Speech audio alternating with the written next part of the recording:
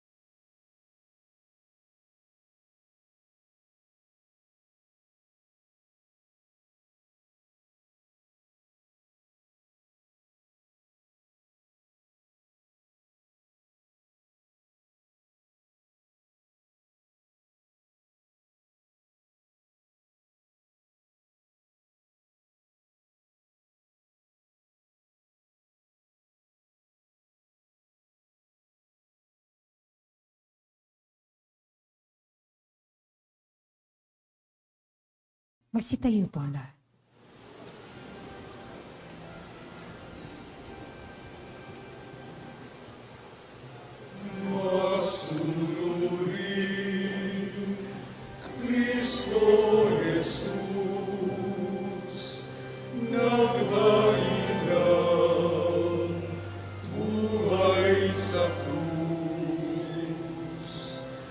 Kaya di na hinanang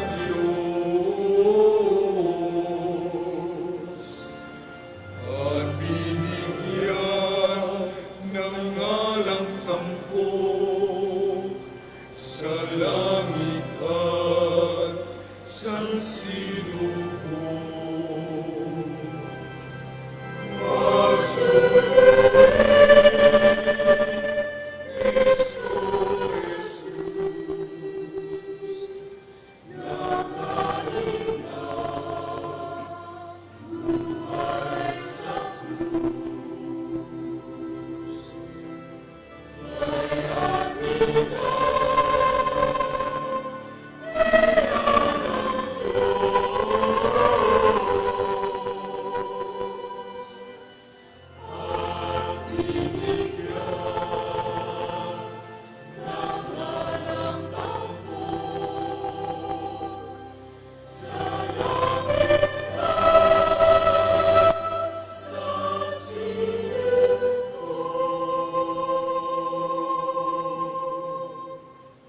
Ang pagpapakasakit ng ating Panginoong Heso Kristo ayon kay San Juan.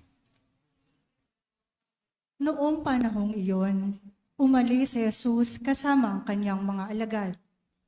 Pumunta sila sa ibayo ng Batis Cedron at pumasok sa isang halamanan doon.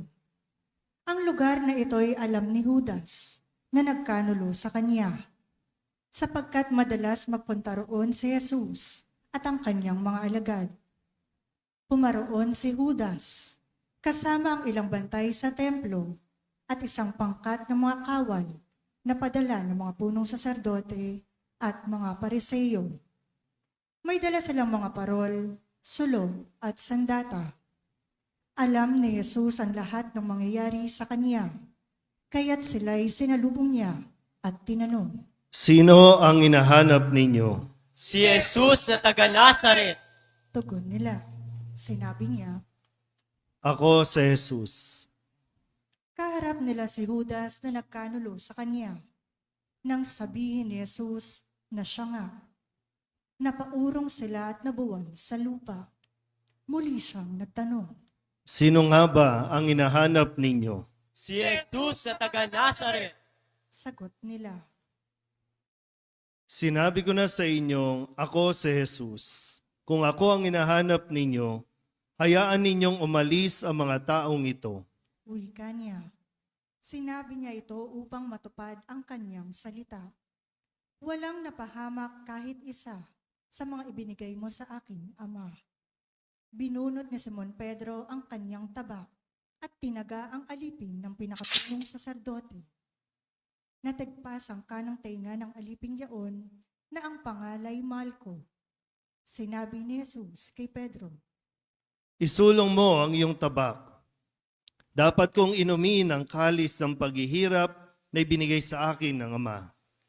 si Jesus ay dinakip at ginapos ng mga bantay na Hudyo at ng pangkat ng mga kawal sa pamumuno ng kanilang kapitan.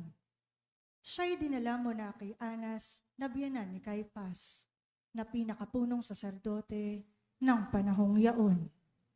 Si Caiphas ang nagpayo sa mga Hudyo na mas mabuti para sa kanila na isang tao lamang ang mamatay, alang-alang sa bayan. Si Simon Pedro at ang isa pang alagad ay sumunod kay Jesus. Kilala ng pinakapunong saserdote ang alagad na ito, kaya't nakapasok siyang kasama ni Jesus sa patio ng bahay ng pinakapunong saserdote. Naiwan naman si Pedro sa labas ng pintuan. Lumabas ang alagad na kilala ng pinakapunong saserdote. Kinausap ang dalagang nagbabantay sa pinto at pinapasok si Pedro. Si Pedro ay tinanong ng dalaga, Hindi ba't isa ka sa mga alagad ng taong iyan? Hindi.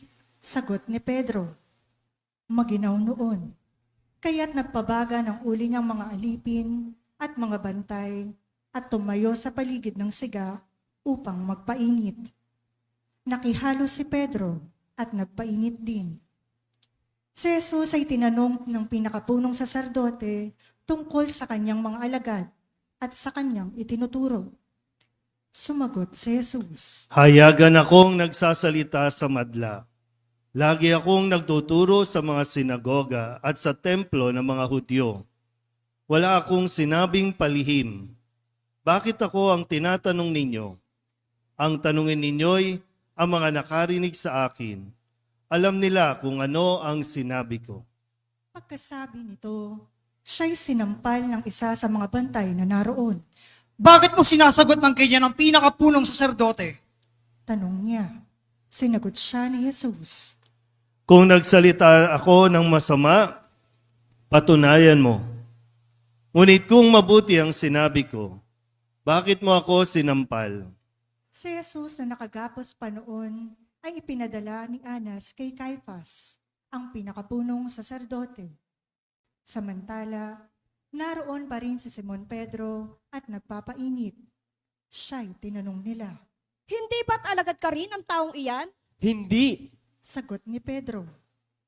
Tinanong naman siya ng isa sa mga alipin ng pinakapunong saserdote, kamag-anak ng lalaking tinagpasan niya ng tainga. Hindi ba ikaw ang nakita kong kasama ni Jesus sa halamanan? Muling itinatwa ito ni Pedro. Siya namang pagtilaok ng manok. Mula sa bahay ni Caiphas, si Jesus ay dinala nila sa palasyo ng gobernador. Umaga na noon. Hindi pumasok ang mga Hudyo sa palasyo ng gobernador upang sila'y huwag maituring na di karapat-dapat kumain ng hapunang Pampaskwa. Kaya't sa labas sila tinanggap ni Pilato at tinanong. Ano ang sakdal ninyo laban sa taong ito? Sumagot sila. Kung hindi po siya gumawa ng masama, hindi namin siya dadalhin sa inyo.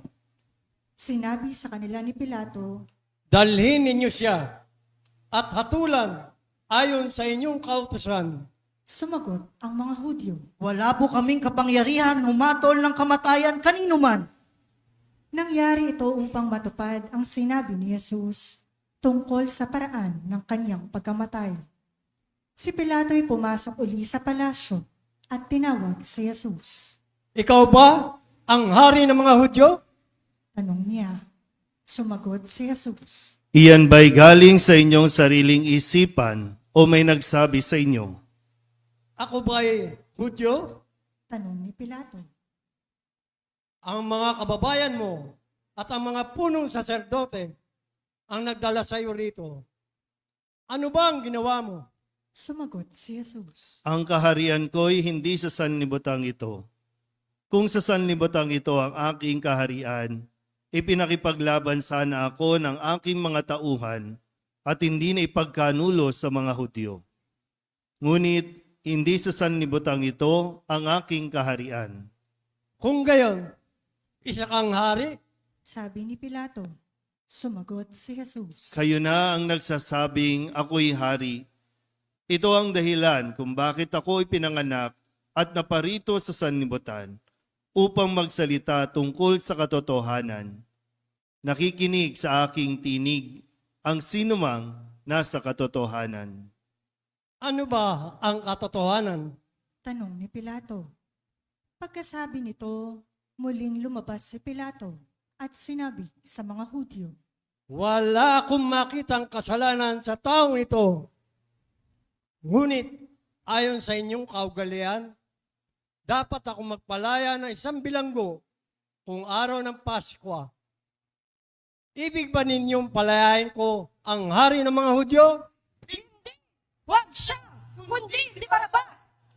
Si Barabas ay isang tulisan. Kaya't ipinakuha ni Pilato si Jesus at ipinahagupit.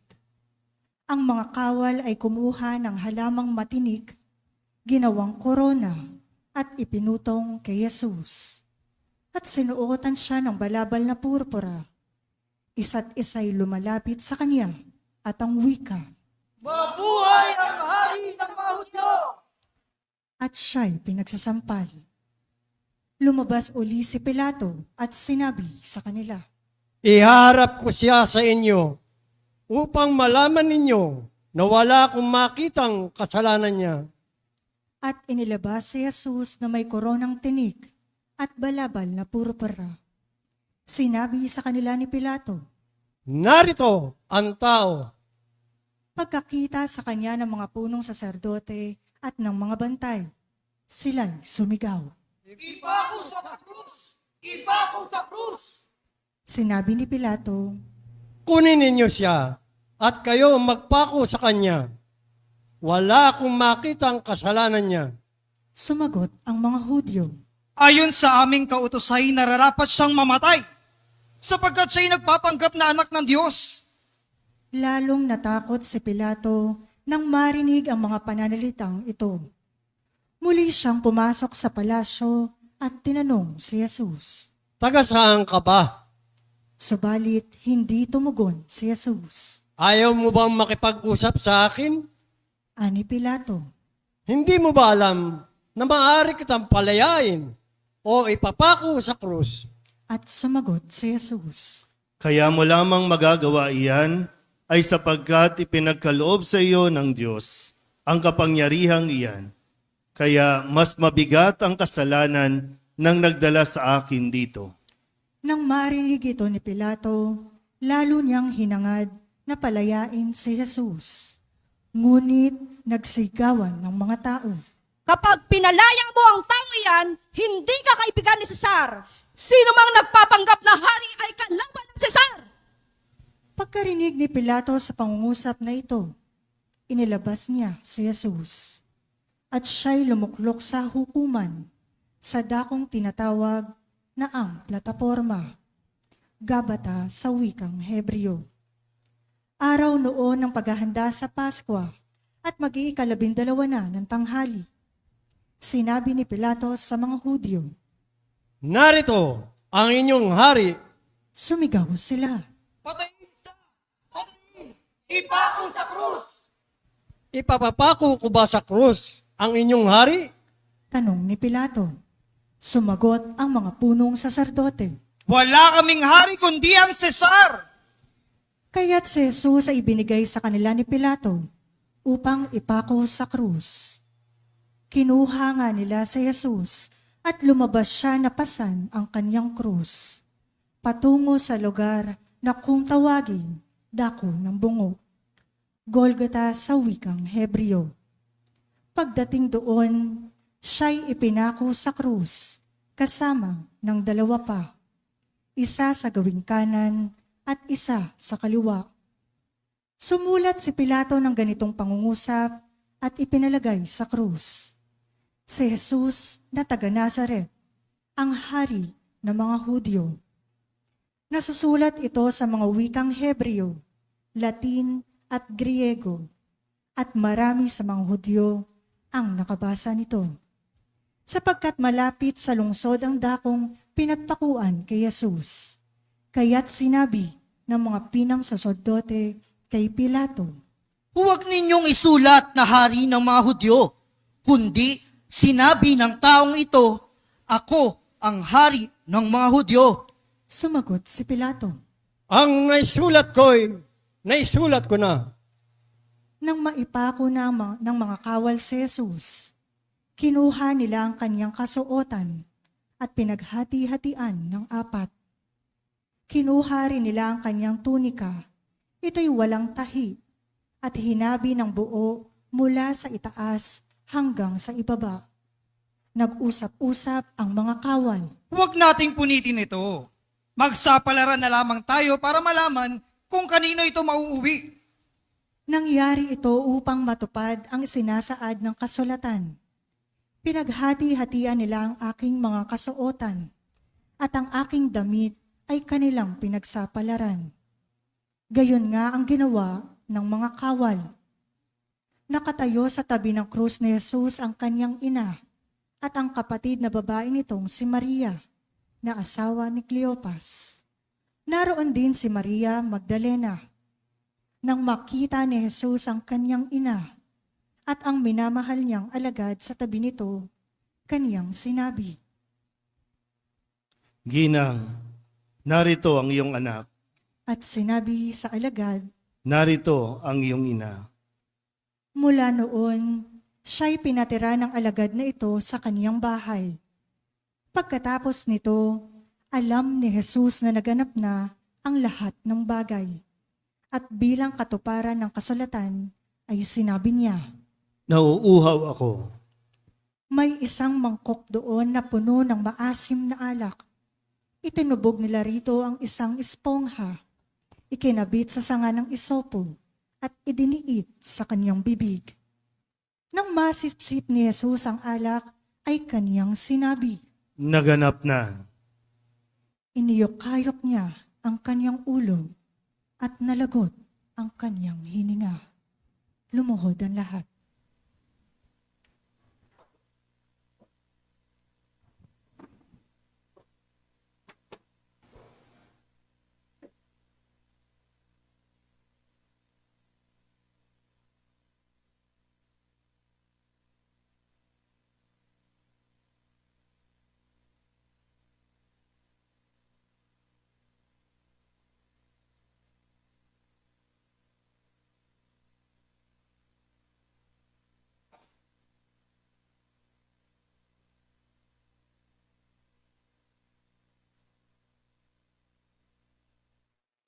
Tumayo ang lahat. Nooy araw ng paghahanda at ayaw ng mga Hudyo na manatili sa krus ang mga bangkay sa araw ng pamamahinga, sapagkat dakila ang araw ng pamamahingang ito.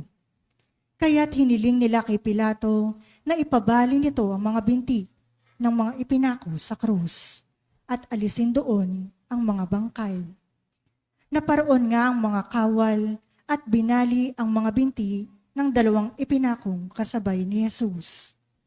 Ngunit pagdating nila kay Jesus, ay nakita nilang patay na siya. Hindi na nila binali ang kanyang binti. Subalit inulos ng sibat ng isa sa mga kawal ang tagiliran ni Jesus. At biglang dumaloy ang dugo at tubig. At nakakita nito ang nagpatotoo. Tunay ang kanyang patotoo. At alam niyang katotohanan ang sinabi niya upang kayo'y maniwala. Nangyari ang mga ito upang matupad ang sinasabi ng kasulatan. Walang mababali isa man sa kaniyang mga buto. At sinabi naman ng ibang bahagi ng kasulatan, pagmamasdan nila ang kanilang inulos. Pagkatapos nito, si Jose na taga-Arimatea ay nagsadya kay Pilato upang humingi ng pahintulot na makuha ang bangkay ni Jesus. Si Jose ay isang alagad ni Jesus, ngunit palihim nga lamang dahil sa takot sa mga Hudyo. At pinahintulutan siya ni Pilato, kaya't kinuha ni Jose ang bangkay ni Jesus. Sumama sa kanya si Nicodemo, may dalang pabango, mga 100 libra, ng pinaghalong mira at aloe. Siya ang nagsadya kay Jesus isang gabi. Kinuha nila ang bangkay ni Jesus at nilagyan ng pabango, habang binabalot sa kayong lino, ayon sa kinugalian ng mga Hudyo. Siya'y pinagpakuan kay Jesus ay may isang halamanan, at dito'y may isang bagong libingang hindi pa napaglilibingan. Yamang noong araw ng paghahanda ng mga Hudyo at dahil sa malapit naman ang libingang ito, doon nila inilibing si Jesus. Ang mabuting balita ng Panginoon. Pinupuri ka namin, Panginoong Hesukristo. Isang magandang hapon po sa inyong lahat. Okay pa po ba? Kaya pa?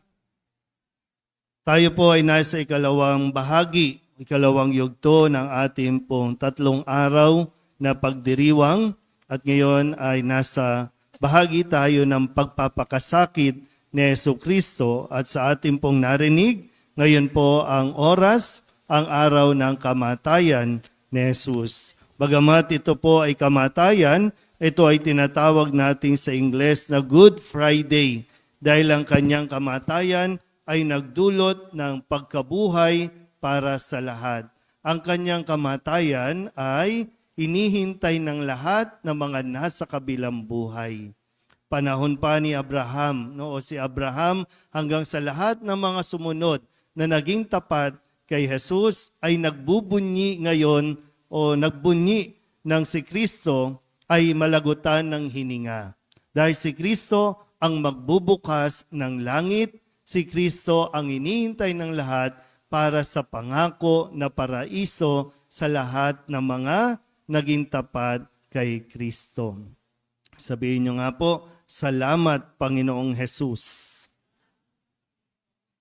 Ito yung punto no, na ang isang nag-alay ng buhay ay ipinagbubunyi natin, ipinagpapasalamat natin dahil sa atin pong pagtanaw ng napakalaking utang na loob, walang katumbas na halaga ang maaari nating ibigay sa ginawa ni Kristo para sa atin. Ganyan tayo, kamahal ng Diyos, para ang buhay ng bawat isa sa atin ay mabigyan ng pagpapahalaga.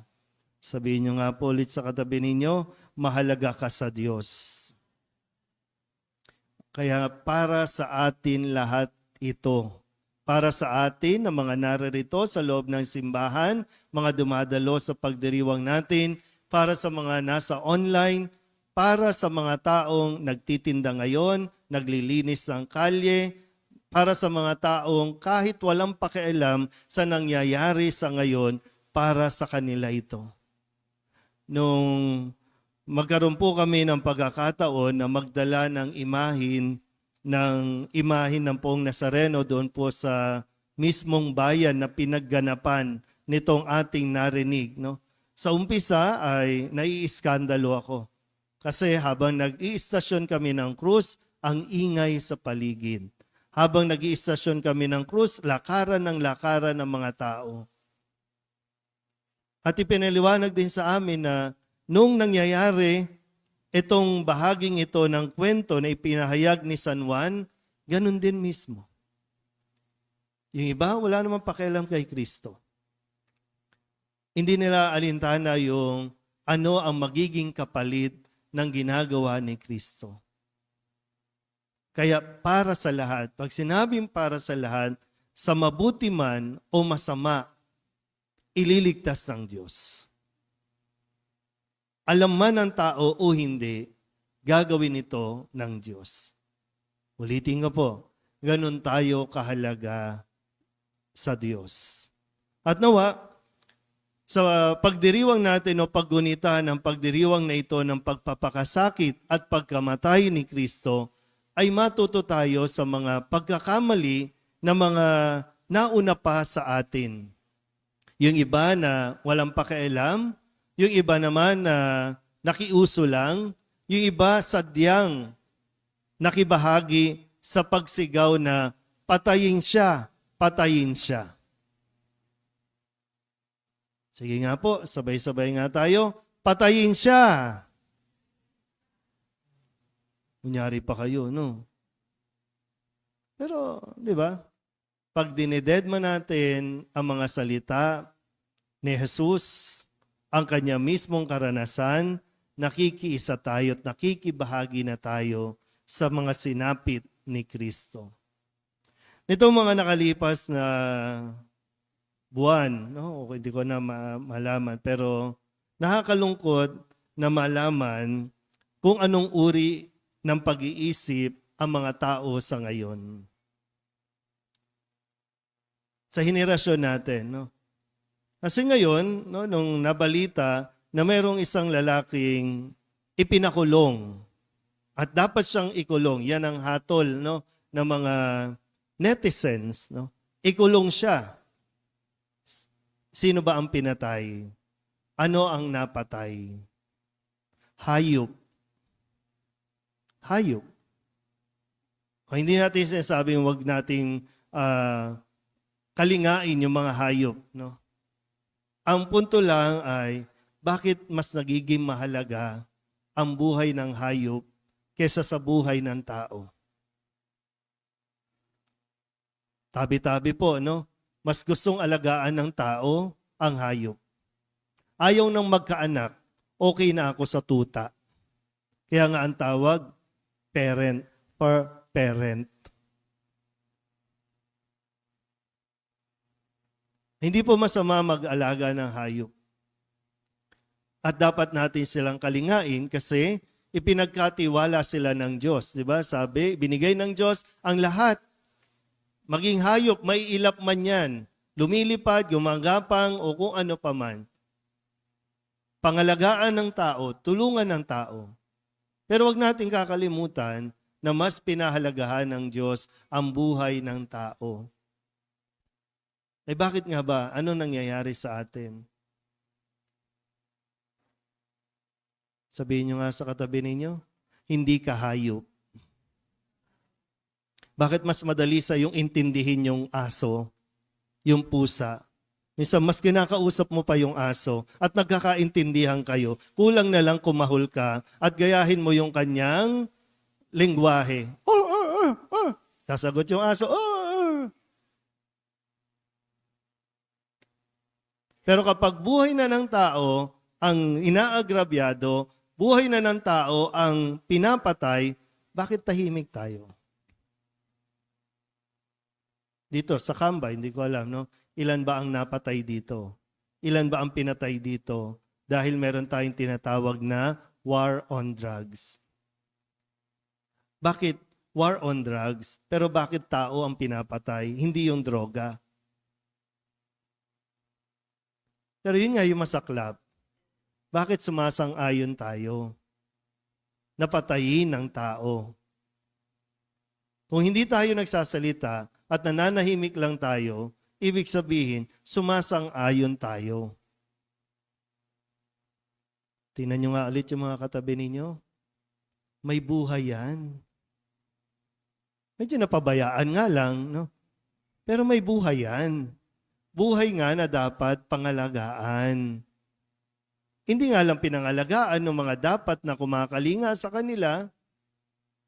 Kaya maintindihan din natin bakit nagkakaroon ng trauma. Ayoko mag-alaga ng tao. Ayoko mag-alaga ng mga bata kasi makukulit yan. No? Lalo pa panahon ngayon, ang hirap kausapin. Konting palo mo, child abuse na. Okay na ako sa aso. Okay na ako sa sawa. Mas maganda pang alagaan ng ahas kaysa sa tao na nag-aasal ahas.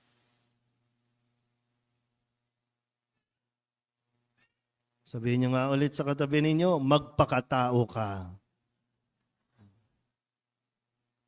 Ulitin ko po, no? Hindi tayo against sa pag-aalaga. Ang pinupunto ko ay kung medyo mas mahalaga sa iyo ang buhay ng hayop kaysa sa tao, malaking problema yan. Baka mayroong kailangan i-adjust, no, sa ating mindset, sa ating utak. Mga batas dito po, no, sa lugar namin, Divisoria, Kamba, mga bata na nandiyan, ay hindi mo, ang hirap lang, no? Minsan, mga bata, mumurahin ka, magmumura sila, magsusuntukan. Pero yung mga hayop, may diaper, may sapat na pagkain, may salon pa. At sinasabi, nai-stress siya. Alam natin kapag ang hayop nai-stress. At alam natin na pwede siyang magpakamatay. Minsan nga, di ba, dati dito may ibon kami, no? Sasabihin ng mga nila Jonah, na-stress po sila, kaya sila namatay. Okay.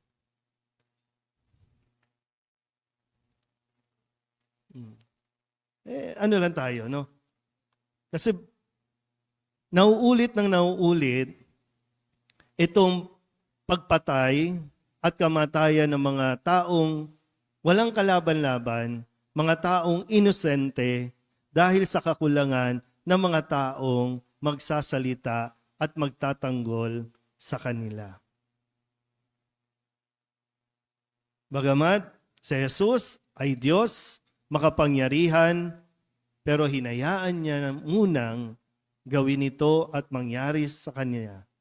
Para nang sa ganon, sakali, unti-unti, maraming tao ang maliwanagan, maraming tao ang mamulat sa kung ano talaga ang katotohanan tungkol sa pagbibigay natin ng hustisya at kapatawaran.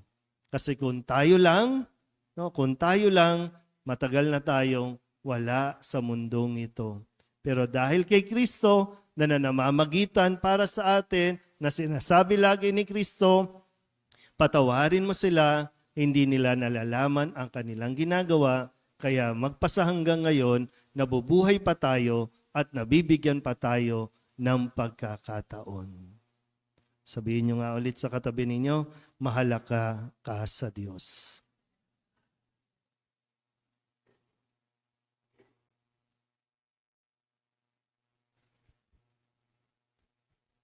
Magsitayo po ang lahat.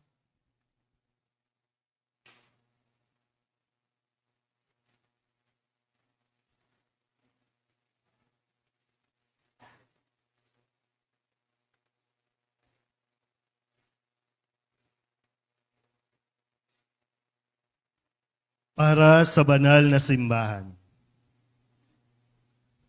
Idalangin natin, mga mahal kong kapatid, ang banal na sambayanan ng Diyos sa buong daigdig upang pagkalooban ng kapayapaan at pagkupkop, pagkakaisa at pagtataguyod at mga kaanib nito sa sansinukob, at upang tayo'y bigyan ng pamumuhay na matiwasay para tayo'y makasamba sa Diyos Ama nating makapangyarihan. Sa puntong ito, ihanda po ninyo ang inyong mga sarili.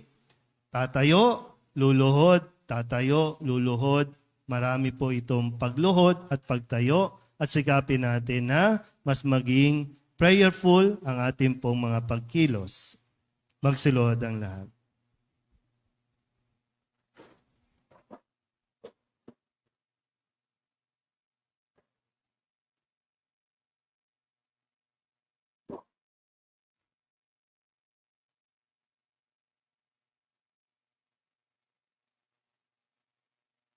Magsitayo po ang lahat. Ama naming makapangyarihan, sa katauhan ng anak mong si Kristo, ipinahayag mo ang iyong kadakilaan sa lahat ng mga tao. Lingapin mo ang iyong mga ginagawa dahil sa pag-ibig upang ang iyong sambayanang laganap sa buong daigdig ay mamalaging matatag sa pananampalatayang iyong bigay para sambahin ang banal mong ngalan sa pamamagitan ni Jesucristo kasama ng Espiritu Santo magpasawalang hanggan. Amen. Para sa Papa, Idalangin natin ang ating banal na Papa na si Francisco, na hinirang ng Diyos sa hanay ng mga tagapangasiwa upang kanyang bigyan ng kalusugan at mahabang buhay para sa kapakanan ng kanyang banal na sambayanang ipinagkatiwala para paglingkuran. magsiluhod po ang lahat.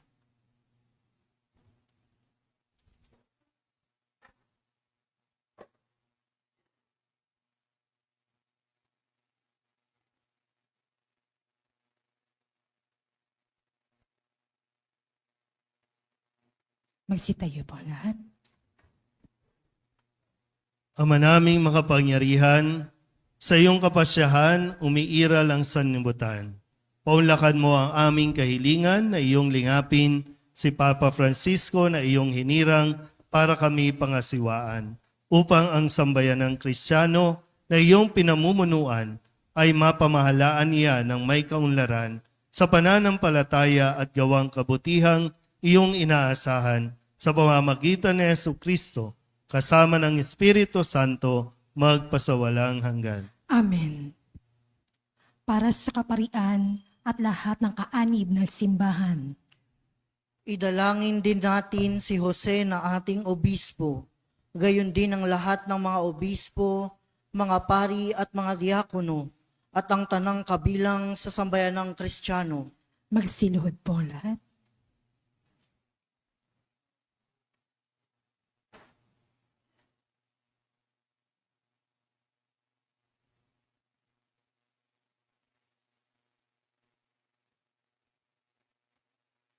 Magsitayo po ang lahat. Ama naming makapangyarihan, ang iyong Espiritu ay nagpapabanal at nagtataguyod sa buong simbahan. Dinggin mo ang aming pagluhog para sa iyong mga tagapaglingkod upang mapaglingkuran kang matapat sa tulong ng iyong kagandahang loob sa pamamagitan ni Jesucristo kasama ng Espiritu Santo magpasawalang hanggan. Amen. Para sa mga inihahandang tao sa pagbibinyag, Idalangin din natin ang mga inihahandang tao sa pagbibinyag upang ang kanilang kalooban ay makatugon sa pagtawag ng Diyos Ama nating makapangyarihan. Para sa tubig ng binyag, sila'y muling maisilang sa ikapagpapatawad ng lahat ng kasalanan at sa ikapagkakamit ng pakikipagsalo kay Jesus na poong mahal. magsilod po ang lahat.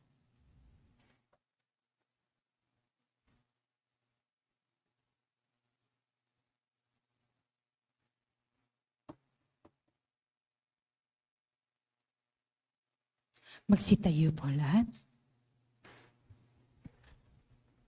Ama naming makapangyarihan, lagi mong pinauunlad ang sambayanan sa pagkakaroon ng karagdagang kabilang. Sa pananampalataya at pagkaunawa ay magkaroon nawa ng pag-unlad ang mga inihahanda sa pagbibinyag upang sa muli nilang pagsilang bilang binyagan, sila'y mapabilang sa mga kaanib ng iyong angkan sa pamamagitan ni Jesucristo kasama ng Espiritu Santo magpasawalang hanggan. Amen. Para sa pagkakaisa ng mga Kristiyano, Idalangin din natin ang lahat ng ating mga kapatid na pawang kay Jesucristo na nanalig upang marapatin ng Diyos Ama nating makapangyarihan na sila'y tipunin at lingapin sa iisa nilang sambayanan. magsilod po ang lahat.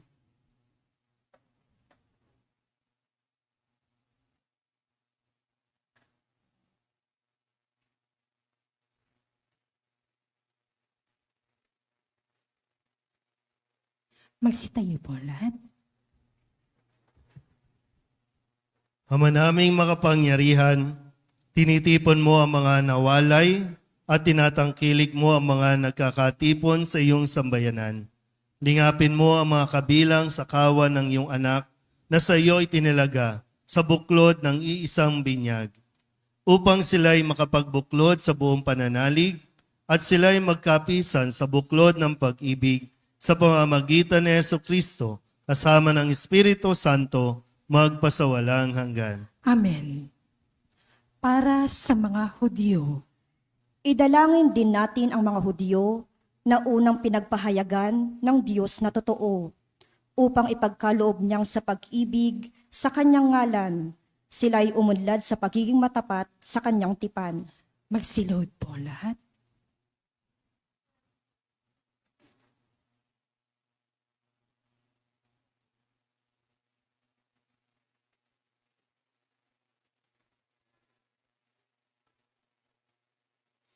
Magsitayo po ang lahat.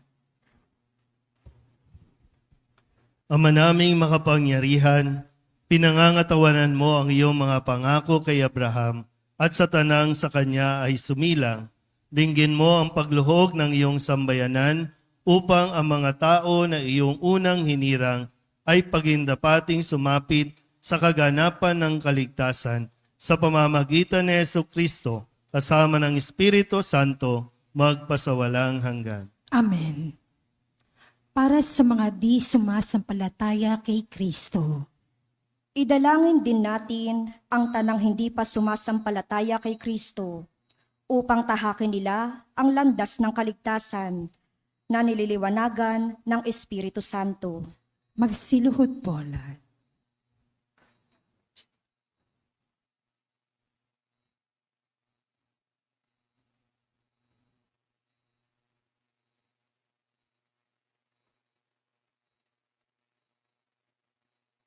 Magsitayo po ang lahat. Ama naming makapangyarihan, gawin mong ang mga hindi pa nananalig sa iyong anak ay makatuklas sa katotohanan sa pamumuhay nilang wagas at kaming sa pag-ibig mo ay laging umunlad sa pagmamalasakit sa tanang sa iyo'y humahanap ay maging mga saksing mapapaniwalaan ng iyong dakilang pag-ibig sa sanlibutan. Sa pamamagitan ni Jesucristo, kasama ng Espiritu Santo, magpasawalang hanggan. Amen.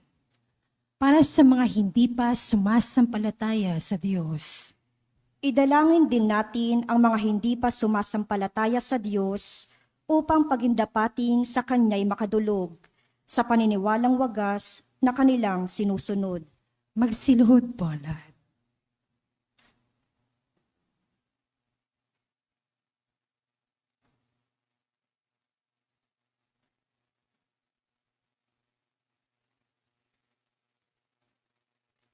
Magsitayo po lahat.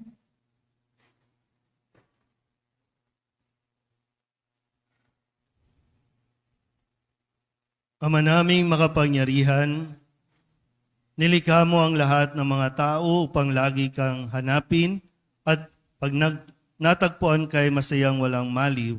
Ipagalo mo kahit may mga di kanais-nais na balakid, mabanaagan ka rin ng tanan ang mga pahiwatig ng iyong pag-ibig at matanggap nito ang mga gawang kabutihan ng mga sumasampalataya bilang kaakit-akit na katibayan na ikaw ang Diyos sa totoo at Ama na aming pinanggalingan sa pamamagitan ni Jesucristo kasama ng Espiritu Santo magpasawalang hanggan. Amen. Para sa mga umuugit sa pamahalaan, Idalangin din natin ang mga may tungkuling maglingkod sa bayan at umuugit sa ating pamahalaan upang ang kalooban nila ay itaguyod ng Amang may kapal, alinsunod sa kanyang kinalulugdan, sa ikapagkakamit ng kapayapaan at kalayaan ng tanan. magsiluhod po lahat.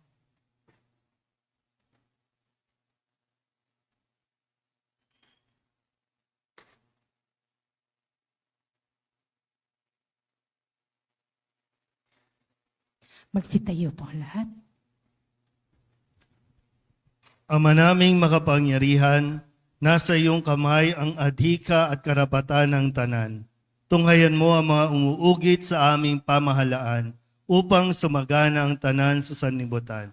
Sa ikapagkakamit ng kapayapaan at ikapananatili ng kalayaan na ikaw ay sambahin, alinsunod sa iyong loobin sa pamamagitan ni Jesucristo, kasama ng Espiritu Santo, magpasawalang hanggan. Amen. Para sa mga may tanging pangangailangan, Idalangin natin, mga kapatid, sa Ama nating makapangyarihan na ang sanlibutan ay maibsan ng tanang katiwalian. Ang mga karamdaman ay malunasan, ang kagutuman ay maparam, ang mga nasa piitan ay lumayang tuluyan, ang mga naaapi ay mahango sa kawalang katarungan, ang mga naglalakbay ay maluwalhating sumapit sa paroroonan, ang mga nasa ibang bansa ay makauwi sa kanilang bayan, ang mga may sakit ay magkamit ng kagalingan, at ang mga nag-aagaw buhay ay matiwasay na mahimlay. magsiluhod po lahat.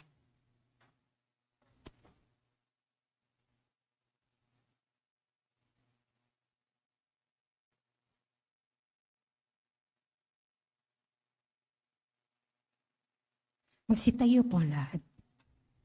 Ama naming makapangyarihan, binubuhayan mo ng loob ang mga nasa kapighatian.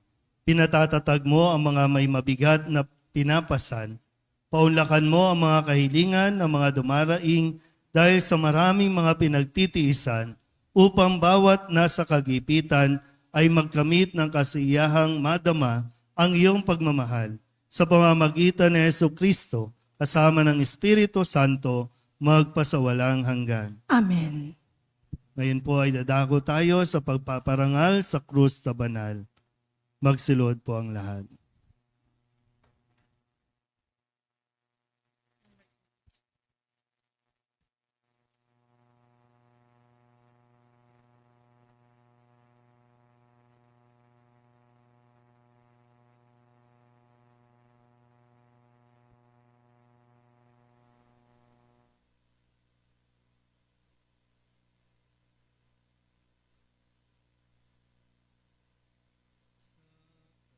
Ng krus na banal, ni Jesus na poong mahal. Nalupig ang kamatayan at sa muling pagkabuhay, ang pag-asa ay sumilay.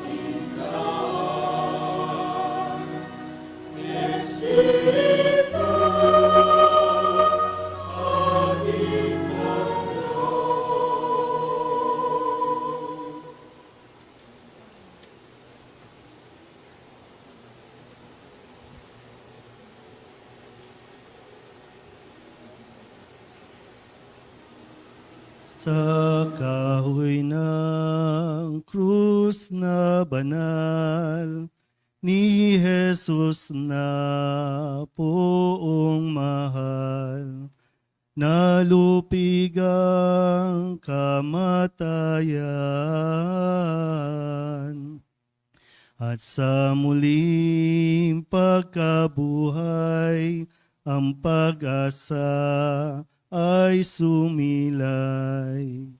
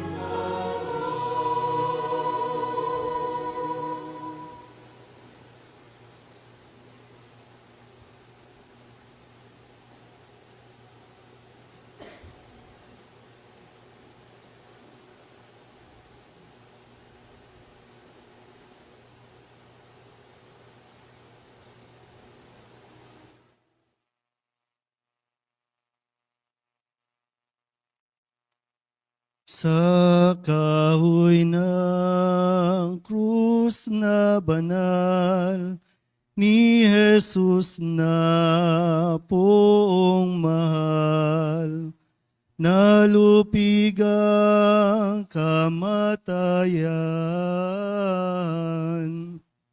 at sa muling pagkabuhay, ang pag-asa ay sumilay.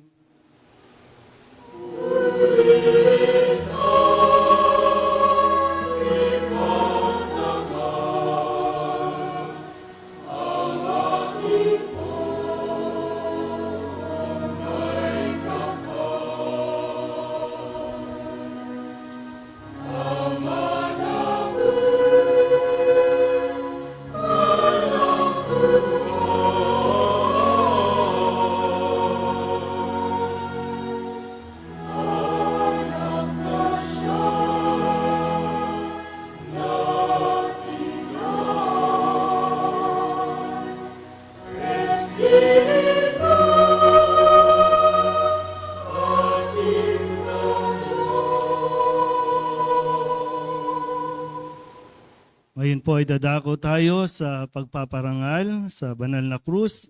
Inaanyayahan po na pumila at isa-isa po na lalapit at hahalik po sa paanan ng banal na krus.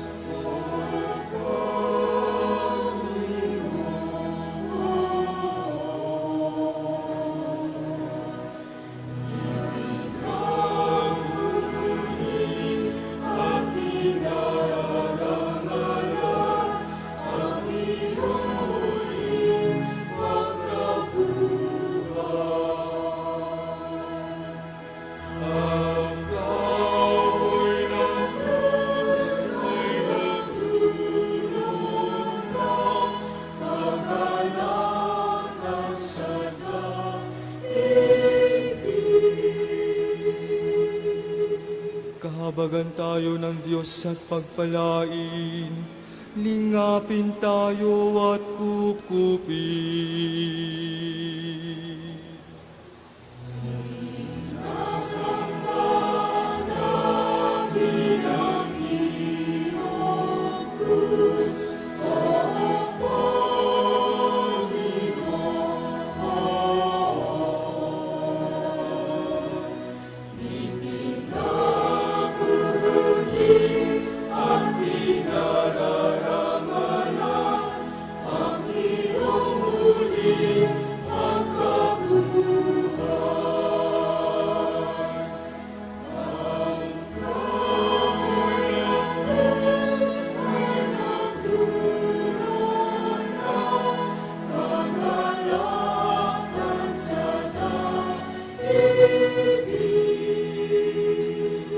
Kahabagan tayo ng Diyos at pagpalain, lingapin tayo at kupkupin.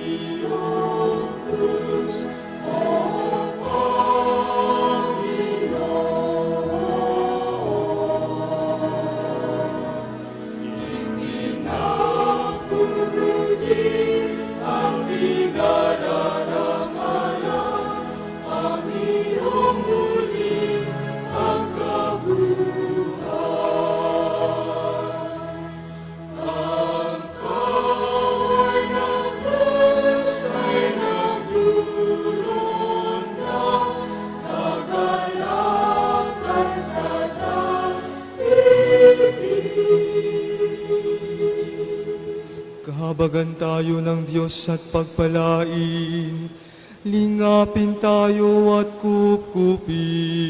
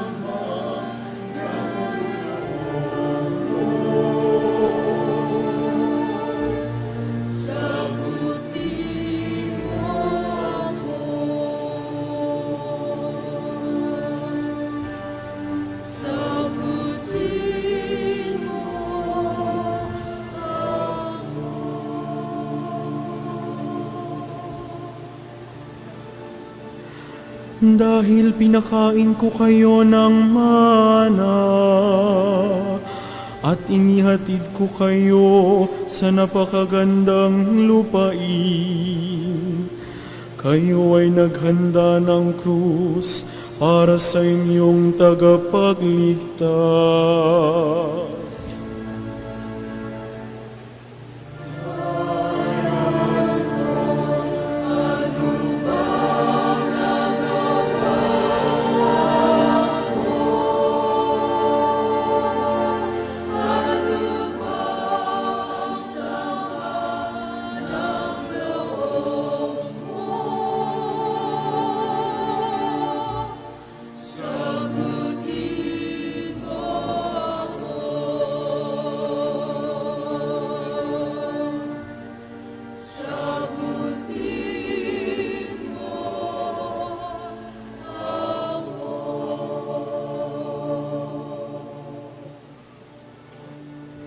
Itinanim ko kayo ng pinakamaganda kong ubasan at pinagkanulo niyo ako sa halamanan.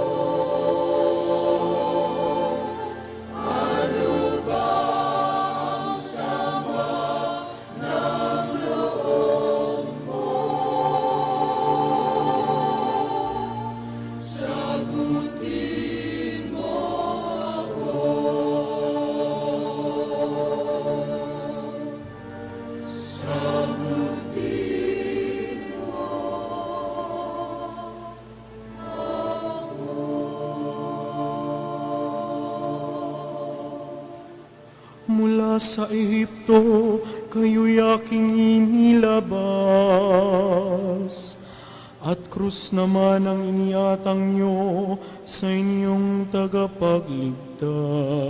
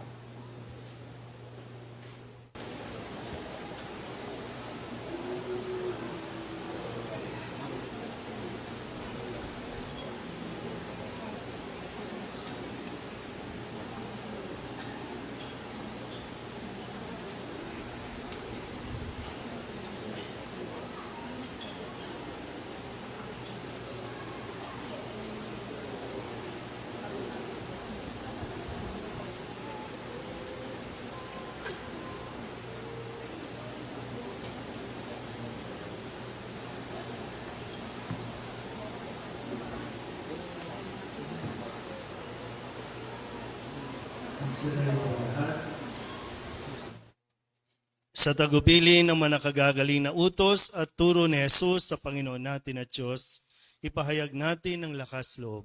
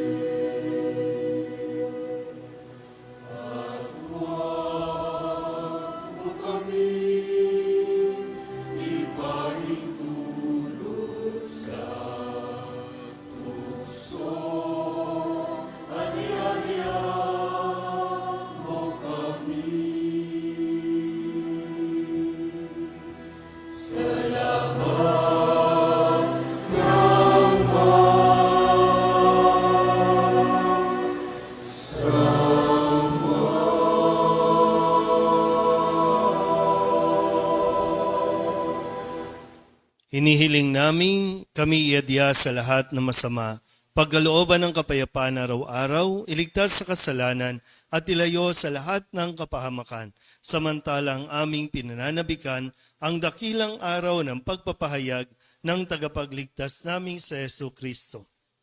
Sapagkat sa'yo nagmumula ang kaharian at kapangyarihan at kaluwalhatian magpasawalang hanggan.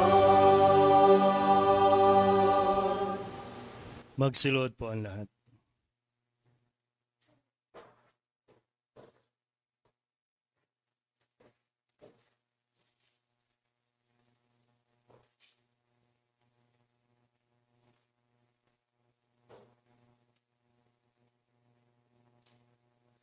Ito ang kordero ng Diyos. Ito ang nag-aalis ng mga kasalanan ng sanlibutan. Mapalad ang mga inaanyayahan sa kanyang piging. Panginoon, hindi ako karapat-dapat na magpatulong sa iyo.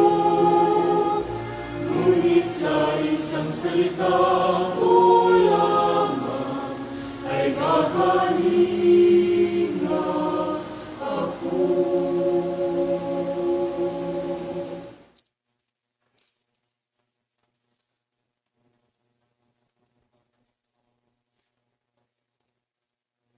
Katawan ni Kristo. Amen.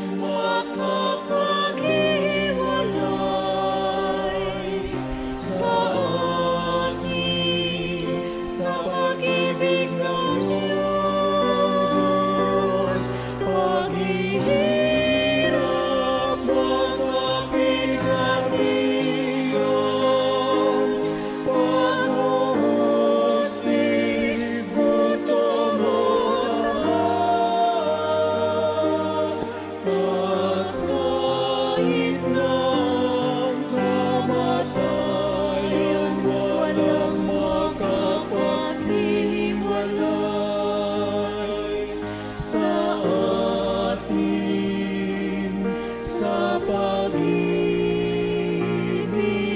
ng Diyos.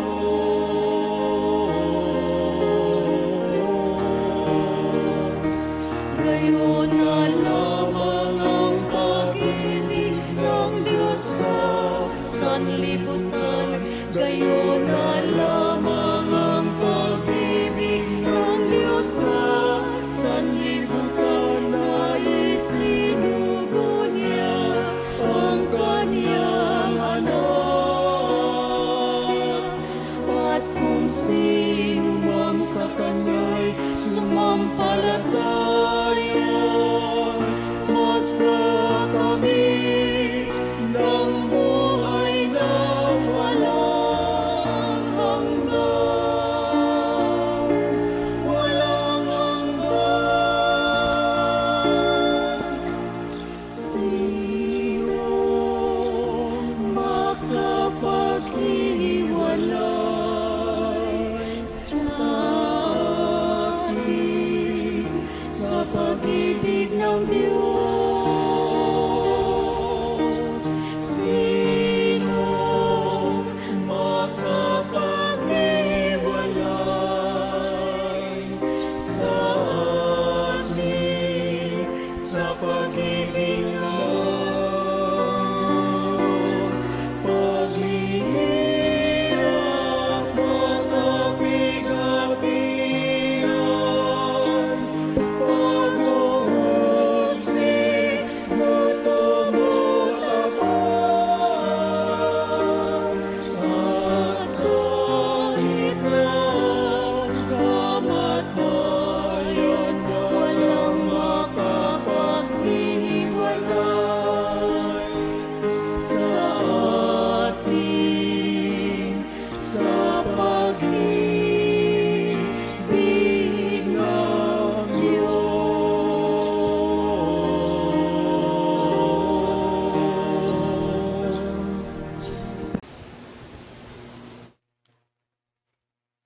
Manalangin tayo. Ama naming mapagmahal, pinapakinabang mo kami sa banal na pagkamatay at pagkabuhay ni Kristo. Panatilihin mo sa amin ang ginanap ng iyong dakilang pag-ibig upang kami makapamuhay ng matapat sa pakikisalo sa dulot mong pagliligtas.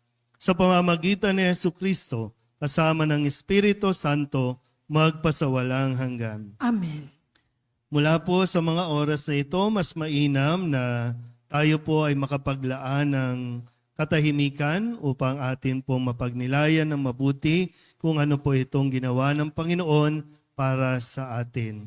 Magiging hamon para sa lahat ng may mga gawain, may mga pinaghahandaan, pero nawa ay wag natin makaligtaan ang napakahalagang katahimikan na sa mga oras na ito si Kristo ay namatay at ililibing sa bilang paggunita natin sa kanyang pagpapakasakit at pagkamatay.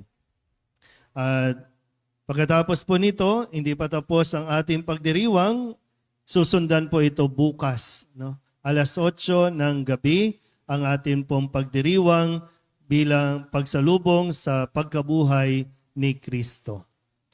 At matahimik po tayong lalabas para sa pagproposisyon ng paglilibing kay Kristo.